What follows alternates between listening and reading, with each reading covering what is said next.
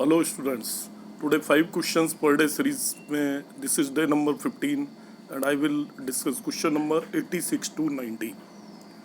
तो question number 86 to 90 में 86 question जो पिक किया हुआ है मैंने वो है आपका from 3D। Find equation of plane passing through intersection of planes x plus y plus z equal to 1 and 2x plus 3y plus 4z equal to 5। तो हमें पता है कि दो प्लेन्स के इंटरसेक्शन से पास होने वाली प्लेन की इक्वेशन होती है P1 plus lambda P2 equal to 0। P1 plus lambda P2 equal to 0। तो फर्स्ट वन प्लेन लिखेंगे x plus y plus z minus 1 plus lambda 2x plus 3y plus 4z minus 5 equal to 0 and which is perpendicular to another plane. जो हमें ये plane चाहिए ये another plane के perpendicular है।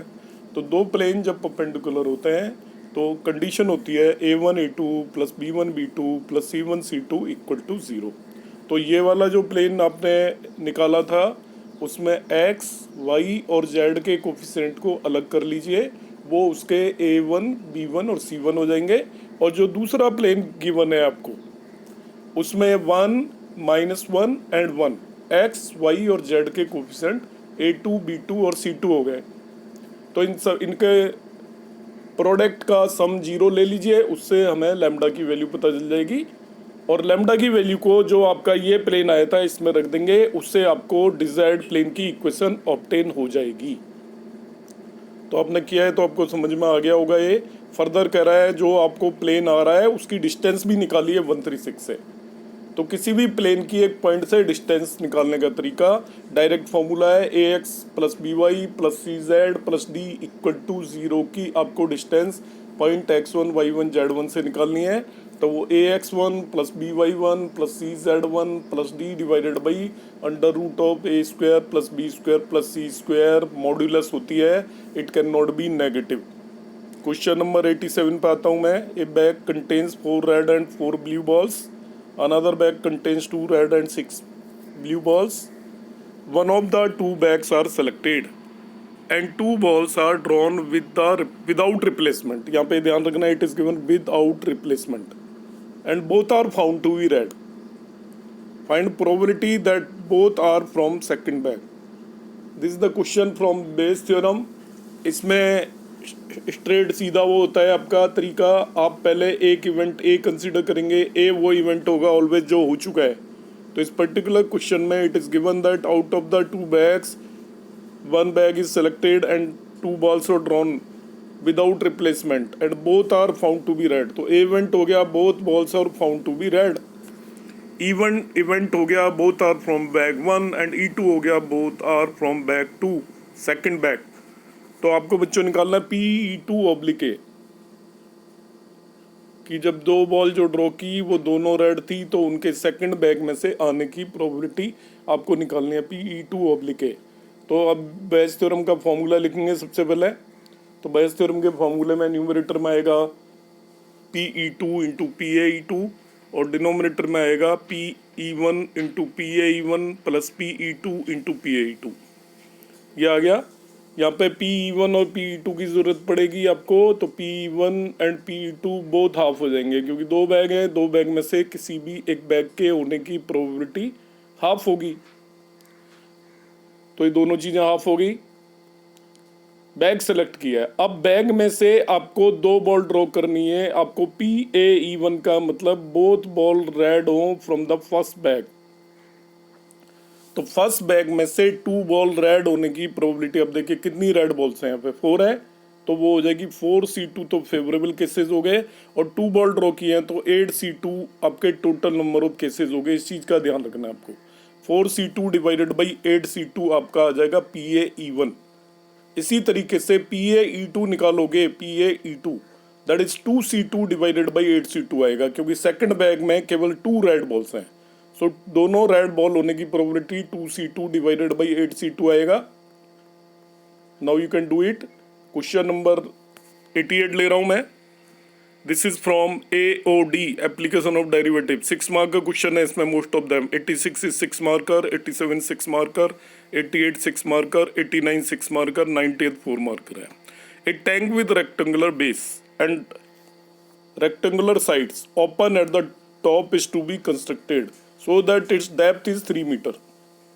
मतलब उसका बेस रेक्टेंगुलर है, लेंथ और ब्रेड्थ इक्वल नहीं है, और उसकी हाइट जितने भी आपकी साइड्स हैं वो भी रेक्टेंगुलर बनी हुई है, मगर उसकी हाइट 3 मीटर गिवन है और वॉल्यूम भी गिवन है आपको 75 मीटर क्यूब।